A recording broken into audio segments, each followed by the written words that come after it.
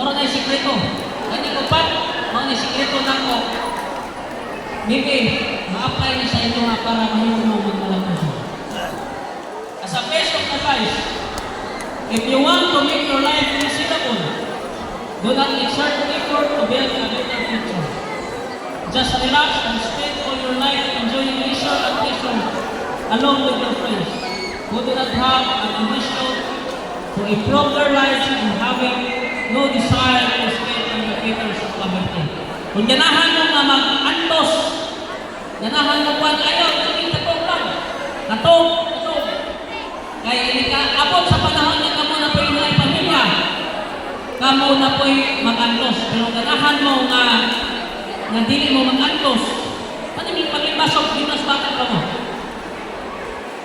However, if you want to experience at least a comfortable and decent life, or even more, to live a wealthy life, today is the best time to decide what you want to be in the future. This is the best moment to show the people around you that you remember, life is hard if you make it easy, and life is easy if you make it hard. Accordingly, it is not our fault that we are born in a poor family, but if we die poor because of laziness and lack of effort, then that would be our ultimate mistake.